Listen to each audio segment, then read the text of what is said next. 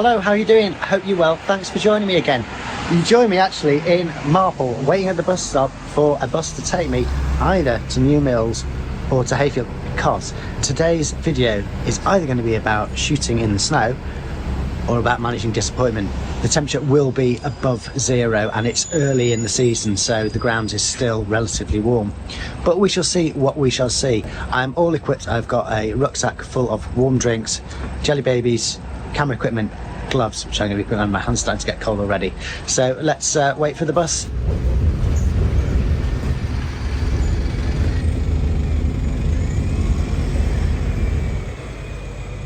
I've just got off the bus here in New Mills, and I decided on New Mills rather than taking the bus all the way to the end of the line at Hayfield, because we're around the snow line.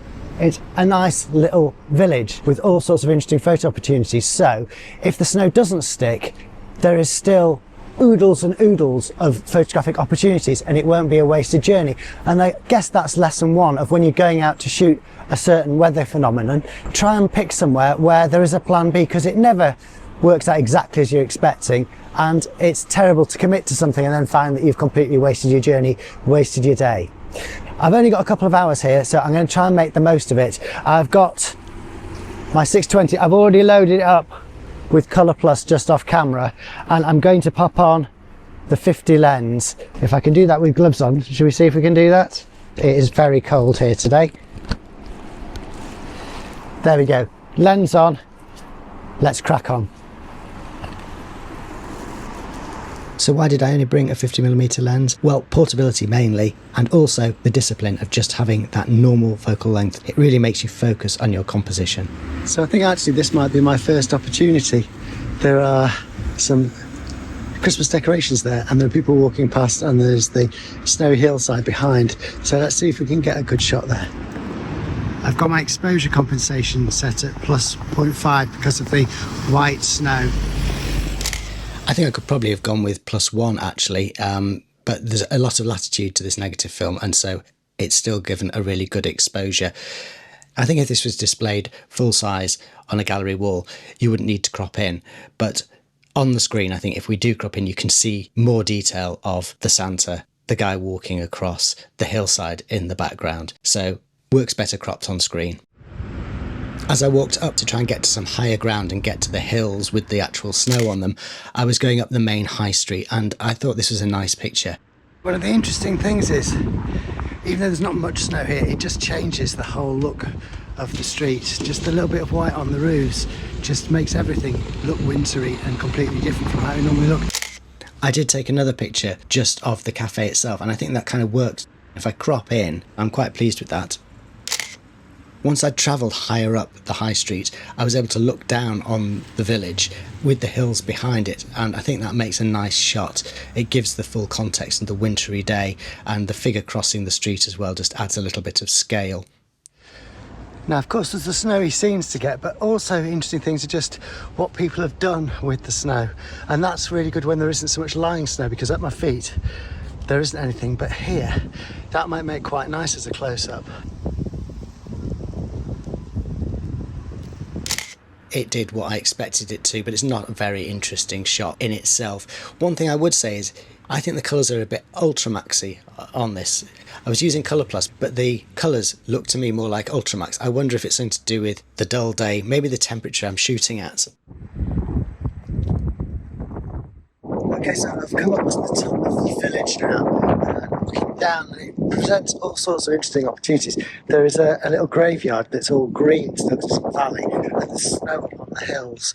I'd really like to get a long shot, but I haven't got my long lens, but we'll see what we can do. I think it's all a bit lost, and I'm not very pleased with this shot. There was actually a runner just going down the staircase just before I shot this picture, but I was too busy doing my piece to camera to actually take advantage of the opportunity. So that's a shame, because it really needs a central subject just to draw the eye in. Okay, so here I need to switch to manual focus to go to almost macro on this, because I want to get a shot of some raspberries which are against the white snow, and they're going to stand out in a way that they wouldn't normally stand out against the ordinary green. This shot of the berries came out quite nicely, I think, and it just shows how snow doesn't need to be the subject. In fact, I don't think it works really very well as a subject. It's just whiteness. What it does is it's like an ingredient in a recipe. The berries wouldn't have looked very interesting against the dull brown and green background, but having the snow behind it really makes them pop. And I really like the colours in this picture as well. There's a sort of metallic sheen to the berries which works, and I like the differential focus as well, so I'm quite pleased with that one. Okay, now here's another example of where just a little bit of snow changed everything, because the little bit of red snow on the little bit of white snow on the red car and on the roof just makes this pop, and I think as a vertical composition it'll work really well. Unfortunately, the snow on the roof looks more like just reflection of rain or something, and there is only a very thin layer on the top of the red car, but it does kind of make the picture of the house better because it almost forms a lower window frame to that bottom window. If it was just the red car, it would all kind of merge together and not work as well. So again, it's an example of snow as an ingredient. It's kind of just helped a picture work better rather than being the subject of the picture itself. All around me I can hear the sound of dripping and plonking as the snow melts off the roofs, and it's quite stressful. I feel like I'm in a race against time. I'm also in a race against time to get the bus back in time to do all the other things I need to do today. But I'm enjoying it. I am really enjoying it. It's so nice to be out and just have these different conditions. It just makes everything look just that little bit different. I think there's a bench up ahead which might look quite good as well. I'll take a picture of that. It's good to take a picture of this bench because it looked interesting, you know, with the snow. But it's even more interesting when you see the little sign on there. Yeah, I guess it's quite a nice that you place this, and yeah, it's good to know that there's people looking out for you.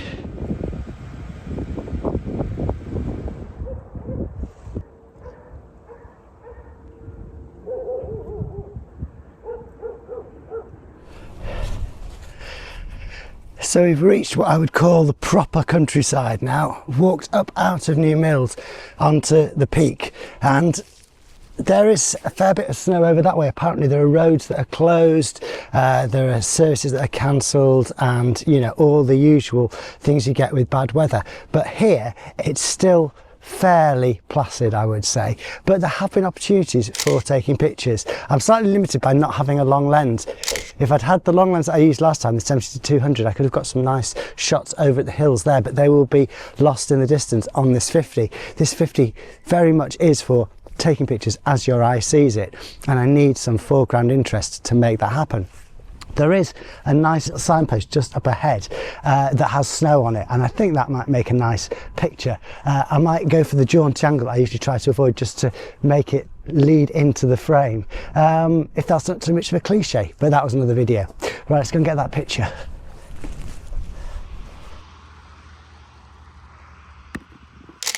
So the snowy signpost, it does what it says on the tin. It's a cliche, but I kind of like it. Maybe a bit more snow would have been good. I like the way we're looking up at it, so there's just sky behind it. You don't see any of the ground, which also hides the fact that the snow wasn't as thick. And yeah, it gives you a sense of narrative. This is the calm after the storm, as it were, and this is what's left. So yeah, it's a nice picture, nice colours again. It's very important when you're doing something like this out in kind of the wilds on a winter's day to look after yourself. I know I always rattle on about looking after yourself, but it is the most important thing. Tell somebody where you're going. My wife knows where I am very sort of just about, and she's expected to be back. If I don't turn up, she'll send out the troops.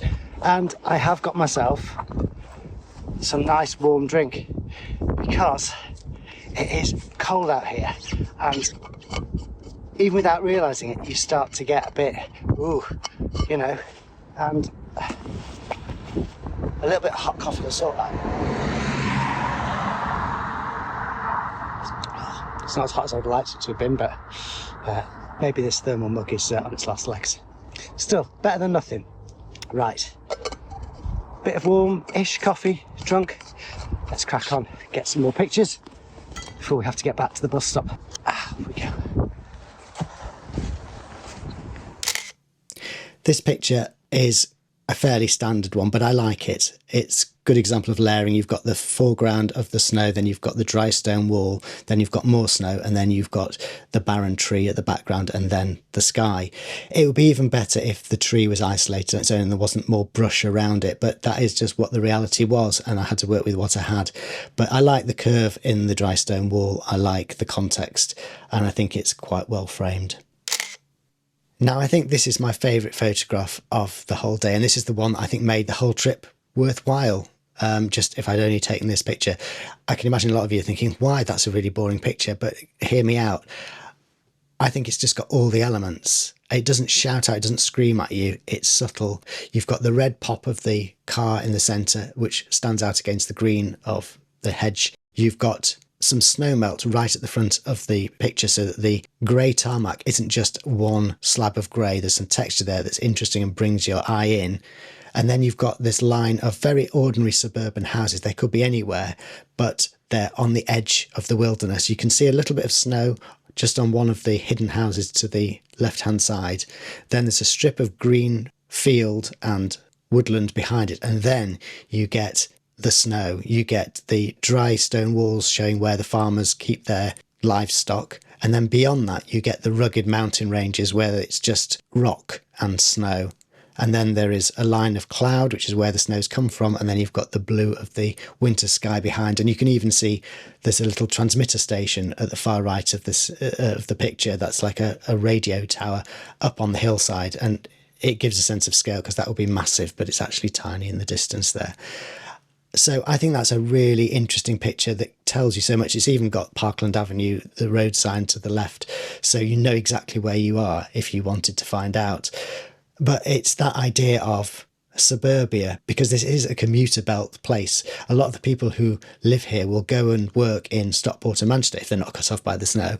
It's a strange borderlands place. You go and work in the city, you work in the town, you come back to the wilderness, and I really like this picture. And as I say, it was worth going just for that picture. So I've wandered back into New Mills itself.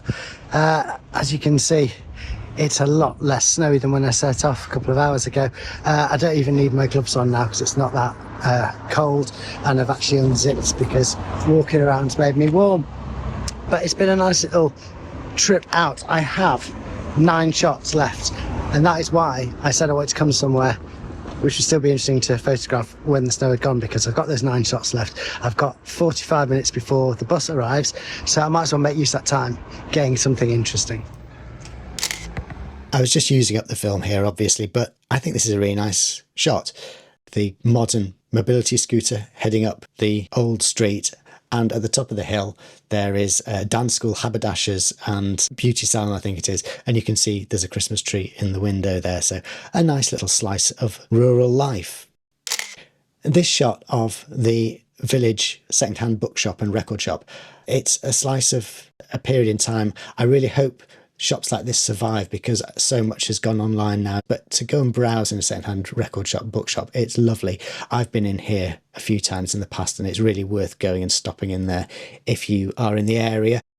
The fish and chip shop on the high street was just starting to serve lunchtime customers, and you can see a couple of people in there queuing for their food. It feels quite three-dimensional. The colours work really well together. So just adjacent to New Mills is Newtown. It's really the same place, it's just down the road, and I've got a few minutes to wait for my bus, so I think I'm going to wander up there because it's an interesting thing to photograph. There are 2 things.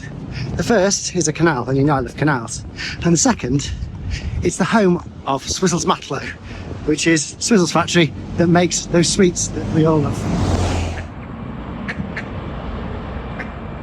So this is New Mills Marina, and my plan initially had been to walk along the canal to Buxworth Basin, which would be a lovely walk in the snow and some fantastic scenery, but there just wasn't enough, so that's why we went up onto the tops. So maybe another time I will bring you here, but it is one of those things where, as I was saying, if you're going somewhere, at least go somewhere that's interesting to photograph, because I can stop and take a couple of pictures of these boats. It won't be quite as nice as in the snow, but it's worth doing. It's a nice bit of lighting, there's people wandering around, so I might get a couple of nice shots while I'm waiting for my bus. I really like this shot of the narrowboats at the marina. There's just enough of the towpath in the foreground to frame the picture. Then you can see a little bit of shimmer from the reflection of the winter sun in the water.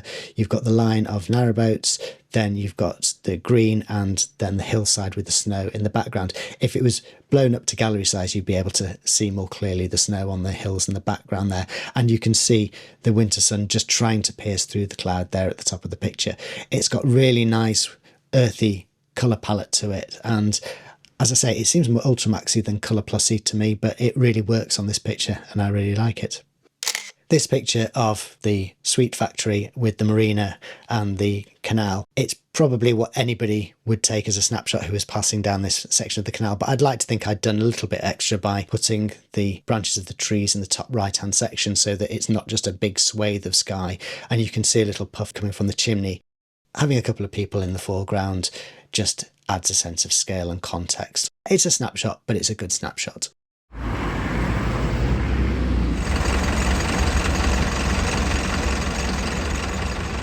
So here I am back at the bus stop waiting to head back to Stockport, and I didn't get as much snow as I was hoping for. It's not quite what I signed up to do, but I'm glad I got out, and that's the main thing, isn't it? I'm really hoping that before the end of the winter I'll be able to treat you to a lot of snow in the city, but we will have to wait for the weather to get significantly colder and the ground significantly colder before that becomes a thing.